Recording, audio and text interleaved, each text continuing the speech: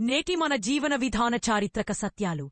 మన భవనాలు ఆకాశానికెక్కిగాయి, మన ఆలోచనలు పాతాళాన్ని తాకుతున్నాయి. రహదారులు విశాలమైనాయి, మనోభావాలు ఇరుకైనాయి. మన ఖర్చులు పెంచుకున్నా, అనుభవించేది తగ్గించుకున్నా.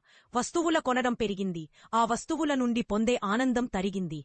మన నివాసాలు పెద్దవైనాయి, కుటుంబాలు చిన్నవైనాయి. సౌకర్యాలు పెంచుకున్నా, దీనిని అనుభవించే సమయాన్ని తగ్గించుకున్నా. చదివే పుస్తకాలు అనేకం, వాని నుండి పొందే వివేకం శూన్యం.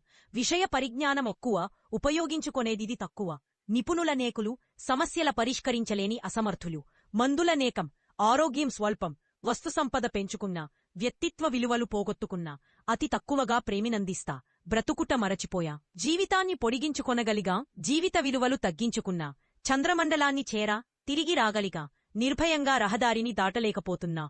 బాహ్య ప్రపంచాన్ని జయించా, అంతఃకరణాన్ని జయించలేకున్నా. అణువిస్ఫోటనం చేయగలిగా, అసూయను వదిలించుకోలేకపోతున్నా. ఆదాయాలు పెంచుకున్నా, దాని పవిత్రత తిలోదకాలిచ్చాం. మనం శారీరకంగా ఎదిగాం, మానసికంగా దిగజారాం. భౌతిక లాభాలు ఎదిగాయి, ఆత్మిక లాభాలు తరిగాయి. ప్రపంచ శాంతిని కోరుతున్నాం, ఇంటిలో అశాంతిని పెంచుతున్నాం. విశ్రాంతి ఎక్కువ, సంతోషము తక్కువ. తినుబండారాలు ఎక్కువ, శక్తినిచ్చెడివి తక్కువ. జంటలిరువరి ఆదాయాలతో విడాకులు పెరుగుతున్నాయి.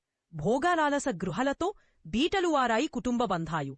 ఆడంబరాలు పెరిగాయి, ఆదర్శాలు తరిగాయి. R. W. ఎమర్సన్. ఆంగ్ల మూలానికి తెలుగు సేత శ్రీ వేణుగోపాలరెడ్డి.